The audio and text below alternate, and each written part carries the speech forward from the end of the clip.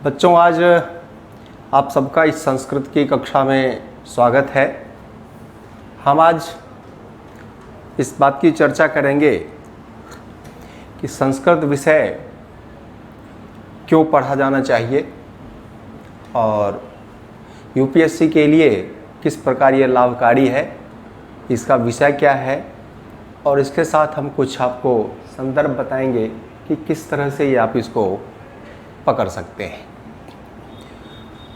तो सबसे पहले आपको मैं यही संदेश देना चाहूँगा कि आप जब भी संस्कृत के विषय में किसी से परामर्श लेना चाहें, विचार लेना चाहें, तो आपको ध्यान रखना चाहिए कि जिन बच्चों ने इस संस्कृत विषय को आधार बना करके परीक्षा पास की हो,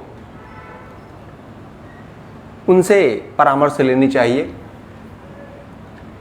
खासकर आपको पता होगा कि 2016 बैच के जो शशांक त्रिपाठी हैं वो 5वीं रैंक लेकर पास किया है, उनका संस्कृत विषय था।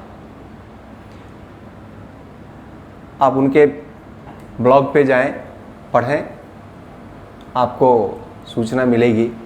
ऐसे ही बहुत सारे ऐसे बच्चे हैं जिन्होंने ब्लॉग तो नहीं लिखे हैं, लेकिन उनके व्यूज़ को आप जान सकते हैं, उनसे व्यक्तिगत रूप से निवेदन करके पूछ सकते हैं, आपको अच्छे परामर्श मिलेंगे।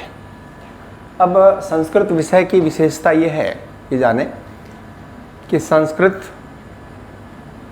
बहुत ही अंक देने वाले विषय हैं और यूपीएससी में अंकों के माध्यम से चयन होता है, किसी विषय के आधार पर चयन नहीं होता।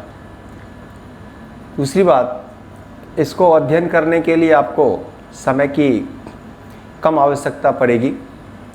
अन्य विषयों की अपेक्षा यदि आपने इस पर थोड़े कम भी मेहनत किए तब भी आपको अधिक से अधिक अंक दिलाएंगे ये, इसलिए इसको पढ़ा जाना चाहिए।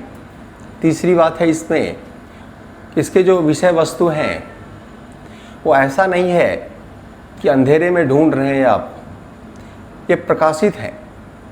आपने यदि सारे सिलेबस के बिंदुओं को अच्छी तरह से विवेचन कर रखा हो तो आपको परीक्षा के लिए कोई नुकसान, कोई परेशानी, कोई समस्या नहीं होगी। इस पूरे संस्कृत के विषय में 2 पत्र हैं, प्रथम पत्र और द्वितीय पत्र। प्रथम पत्र के ऊपर हम चर्चा पहले कर लें। जो प्रथम पत्र है उसके अंतर्गत 2 खंड हैं, खंड ए और बी। दोनों खंड से 2-2 प्रश्नों का उत्तर देना अनिवार्य है और दोनों खंड में 1-1 प्रश्न अनिवार्य है। ये 2 इसमें बाध्यताएं हैं। पहले खंड में व्याकरण से संबंधित प्रश्न जो है वो अनिवार्य है और दूसरे खंड में निबंध अनिवार्य है। इसका मतलब है कि दोनों खंडों से बाकी 6 प्रश्न बच जाते हैं, उसमें से 3 का आपको चयन करना है और 3 को छोड़ देना है। उस 3 में से आप ये ध्यान रखेंगे कि एक तो अवश्य दूसरे दोनों से लेने हैं, तो किसी एक खंड से आप मैक्सिमम 3 प्रश्न का चयन कर सकते हैं और दूसरे खंड से 2 प्रश्न का। इस प्रकार से हम यदि मार्क्स नंबर की दृष्टि से ध्यान रखें तो हमें लाभ यह होगा, प्रथम खंड से प्रश्न संख्या 1, 2 और 3 इसका उत्तर हम लिखेंगे और जो दूसरा खंड है उसे प्रश्न संख्या 5 और 8 इसका उत्तर हमें लिखना चाहिए। इनमें से व्याकरण संबंधित पहले प्रश्न और निबंध 5वें, ये दोनों संस्कृत में लिखने अनिवार्य हैं। जो 8वें प्रश्न है कॉम्प्रिहेंशन का, वो बहुत ही अंकदायी है और देखने में भले आपको कठिन लगे, जब आप व्याकरण पढ़ेंगे तो आपके लिए वो सरल लगेगा। उसके उत्तर कम लिखने हैं और संस्कृत में लिखने हैं, इसलिए इसका चयन किया जाना चाहिए। प्रश्न संख्या 2 भाषा विज्ञान से संबंधित है और भाषा विज्ञान एक प्रकार से व्याकरण की शाखा है, इसलिए उसमें अच्छे अंक आपको प्राप्त होंगे। उसको अपनी भाषा में लिखने हैं। तीसरा काव्यशास्त्र संबंधित प्रश्न है। काव्यशास्त्र टेक्निकल टर्म्स हैं, वो उसमें अपनी तरफ से बनाकर आप नहीं लिख सकते। अगर उनके टर्म्स कंडीशन उनकी व्याख्या आपको सही समझ में आ जाए तो उसका उत्तर लिखना बहुत ही आसान है। तो इसलिए ये 3 प्रश्न खंड ए से आपको करना चाहिए। चौथे प्रश्न इसमें खंड ए में आते हैं जो भारतीय संस्कृत साहित्य से संबंधित उसमें तत्व हैं, प्रमुख तत्व हैं, उन्हें पढ़ना अवश्य है क्योंकि वह भी अन्य जगहों पर आपको लाभकारी है। इसके बाद खंड 2 से प्रश्न संख्या 6 के अंतर्गत संस्कृत साहित्य का जो सांस्कृतिक पहलू है उसके अंतर्गत प्रश्न आते हैं, जिसमें पुरुषार्थ, संस्कार, वर्णाश्रम इत्यादि हैं। और जो 7वें प्रश्न है उसमें भारतीय दर्शन शास्त्र से संबंधित प्रश्न पूछे जाते हैं। ये दोनों भी पढ़ना आपको चाहिए क्योंकि प्रायः इन्हीं दोनों से निबंध में विषय पूछे जाते हैं। तो यदि हमको विषय आता है, निबंध लिखने की कला आ जाए तो हम आसानी से उसका उत्तर लिख सकते हैं। निबंध रटने की का विषय नहीं है, निबंध लिखने की एक कला है। यदि आप संस्कृत व्याकरण सीखेंगे और आपको वाक्य संरचना आ जाए तो वाक्य संरचना करने पर निबंध आप स्वयं लिख सकते हैं। आपको निबंध से होने वाले भय अपने आप दूर हो सकता है, उसकी कोई समस्या नहीं होगी। इस प्रकार ये 5 प्रश्नों को हम देखेंगे और पूरे सिलेबस का अध्ययन करेंगे। जो प्रश्न पत्र 2 हैं उस दूसरे प्रश्न पत्र में भी 2 खंड हैं, उसमें भी 2-2 प्रश्न आपको दोनों खंड से लिखना अनिवार्य है। प्रश्न संख्या 1 और 5 ये दोनों कंपलसरी क्वेश्चंस हैं, लेकिन जो दूसरा पत्र है उसमें अनिवार्य प्रश्न के अंतर्गत प्रश्न संख्या 5 संस्कृत में लिखना अनिवार्य है। इसके अतिरिक्त प्रश्न संख्या 1 अपनी भाषा में लिख सकते हैं। तो यहाँ आपके लिए सुविधा यह है कि जो दूसरा पत्र है उसमें केवल एक प्रश्न का उत्तर संस्कृत में लिख करके आप 4 अन्य प्रश्न का उत्तर अपनी भाषा में लिख सकते हैं। तो आपके पास यदि जो मटेरियल है, लिखने की कला है, उसका अभ्यास सम्यक हो जाए तो आपको कतई परेशानी नहीं होगी और आप सहज अनुभव करेंगे। इसमें से खंड 1 में से हम केवल 2 प्रश्नों का उत्तर करेंगे, जिसमें से पहला कंपलसरी है। नीचे दूसरे और तीसरे के अंतर्गत कुछ टेक्स्ट हैं, उस टेक्स्ट के अबाउट द टेक्स्ट और ऑथर्स उसके विषय में कुछ सामान्य जानकारियाँ पूछी जाती हैं, जिसका उत्तर हम करेंगे। एक जो चौथा प्रश्न है वो संक्षिप्त नोट्स हैं, उस पर संक्षिप्त लेख।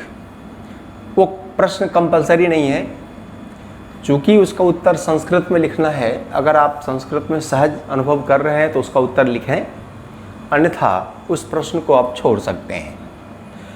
प्रश्न संख्या 5 में 3 पुस्तकें सिलेबस में दिए हुए हैं। उन 3 पुस्तकों में 10-10-10 30 श्लोक हैं। उन 30 श्लोकों में से 5 आपसे पूछे जाते हैं। तो आप अगर पहले आपको पता है कि यही 30 हमें एग्ज़ाम में पूछे जाएंगे, तो उनमें से आप उसको अच्छी तरह से अभ्यास कर लें तो आपको कोई परेशानी नहीं होगी। वो 5 पहले से आपको पता है, इन्हीं में से कोई आना है। इसी प्रकार से छठे प्रश्न में भी 3 पुस्तक हैं और उसमें तीनों पुस्तक मिला के 37 जो 37 श्लोक हैं वो पढ़ने हैं। क्योंकि ये सारे श्लोक बहुत ही सरल हैं, आसान हैं, इसलिए इसमें कठिनाई नहीं होगी समझने में आपको। और इनमें से तीनों पुस्तकों से एक एक पूछा जाता है, लेकिन छठे प्रश्न को यदि आप चयन करते हैं लिखने के लिए, इसका उत्तर आपको संस्कृत में लिखना होगा। तो इस कारण से इस प्रश्न को आप छोड़ सकते हैं, क्योंकि किसी एक खंड से अधिक 3 ही प्रश्नों का उत्तर दे सकते हैं। तो इस कारण से जो प्रश्न संख्या 7 और 8 ये दोनों हैं, ये अच्छे हैं। 7 में 3 पुस्तकें हैं और तीनों पुस्तक का 10-10 श्लोक और एक गद्य है, वो पढ़ने हैं। इसका उत्तर आपको अपनी भाषा में देना है। तो अपनी भाषा में यदि आप अच्छी तरह इसको लिख रखे हैं तो श्लोक वहाँ आपको याद नहीं करना है, अपने आप आएगा, तो उसका उत्तर आप लिख सकते हैं। जो 8वां प्रश्न है अंतिम, उस 8वें प्रश्न में 3 नाटक हैं और 3 नाटकों में से कुछ थोड़े पार्ट आपको दिए हुए हैं श्लोक पढ़ने को। उन नाटक के श्लोकों को पढ़ करके उसकी व्याख्या लिख करके अभ्यास करेंगे तो उन तीनों में से एक एक श्लोक आते हैं व्याख्या पूछने के लिए। 7 और 8 इन दोनों का उत्तर अपनी भाषा में देनी है, इसलिए आपके लिए ये बहुत ही सुविधाजनक है। दूसरी बात है कि संस्कृत का एक अतिरिक्त लाभ है, वह भी हम आपसे बताना चाहेंगे। जब आप GS4 एथिक्स पढ़ते हैं तो एथिक्स में सिचुएशन बेस्ड क्वेश्चंस आते हैं। आप इन संस्कृत के टेक्स्ट को जो पढ़ेंगे तो उनमें से कई सारे जो नैतिक मूल्यों से संबंधित, नैतिक मूल्यों पर आधारित जो संदर्भ हैं उसको हम आपको बताएंगे, उसके लेखन की कला बताएंगे, उसको किस प्रकार कोट किया जाता है यह हम बताएंगे। और उसका यदि उपयोग आप अपने GS में जाकर करते हैं तो अन्य बच्चों की अपेक्षा वहाँ कम से कम 10 से 15 मार्क्स आप अधिक ला लेंगे, ये आ जाएगा आपको। ये संस्कृत का अतिरिक्त लाभ है। दूसरा कि जितने पद्य आप पढ़ते हैं उनमें से बहुत सारे ऐसे संदर्भ हैं जो आपको निबंध लेखन में काम आते हैं। ये निबंध, संस्कृत का निबंध लेखन में तो काम आएगा। इसके अतिरिक्त जो आप सामान्य निबंध का पत्र लिखते हैं, उस निबंध के पत्र में भी यह आपको 5 से 10% का लाभ दिलाता है, क्योंकि ये आपके कथन को पुष्ट करने में समर्थ होता है। इस कारण से इस पत्र को हम इस तरह से यदि तैयार करते हैं तो यह आपको पहले से संतुष्ट कर देगा और आपकी परीक्षा में अत्यधिक सहायक होगा। जब आप इसको पढ़ेंगे तो सबसे पहले देखेंगे ग्रामर के लिए आपके जो सिलेबस दिए गए हैं बड़ी ही तार्किक ढंग से इसमें बताया गया है कि आपको पहले इसमें जो पढ़ना है संज्ञा, संधि, कारक, समास और वाच्य परिवर्तन, ये आपको पढ़ना है। साथ में हम आपसे थोड़े से वाक्य रचना, प्रत्यय, उपसर्ग ये भी बताएंगे। फिर कैसे वाक्य बनाया जाता है ये भी सिखाएंगे। इसको सीखते ही जो आप टेक्स्ट पढ़ेंगे उस टेक्स्ट में हमारी योग्यता हमारी कम काम आएगी, आपको अपनी योग्यता अधिक काम आएगी, क्योंकि आपको जब स्वयं समझ में आएगा तो वो आपके दिमाग पर स्मृति में स्थिर रहता है। आप अगर केवल बिना समझे रटेंगे तो वो आपकी स्मृति से गायब हो सकता है या वो क्वेश्चन के साथ ओवरलैप कर सकता है। इसे ओवरलैपिंग से बचने के लिए आपको स्वयं समझना चाहिए, जो व्याकरण आपको लाभ कराएगा पढ़ाते समय। दूसरी बात है कि व्याकरण के आधार पर देखो कितने क्वेश्चंस हैं। जो टेक्स्ट पढ़ेंगे वो आधारित है, संस्कृत व्याख्या लिखेंगे वो आधारित है, भाषा विज्ञान आधारित है, निबंध आधारित है, अनसीन पैसेज आधारित है। इसलिए इसको अच्छी तरह से आपको समझ लेना चाहिए। ये इसका मुख्य बिंदु है। इसमें सबसे पहले जो चीज़ें आई हैं कि संज्ञा, ये संज्ञा कहते किसे हैं, क्यों कहते हैं संज्ञा, इसकी क्या ज़रूरत है। सब जानते हैं किसी वस्तु व्यक्ति के नाम को संज्ञा कहते हैं, लेकिन आपको ये जानना पड़ेगा संज्ञा कहते क्यों हैं। तो संज्ञा इसलिए कहते हैं कि हमें बहुत सारे वस्तुओं को इकट्ठा देखने पर उसमें से एक को कैसे पहचानेंगे, इसीलिए उसकी पहचान के लिए कोई नाम दे दिया जाता है। उस नाम से उस वस्तु को अन्य वस्तुओं से अलग किया जाता है, इसलिए उसको संज्ञा कहते हैं।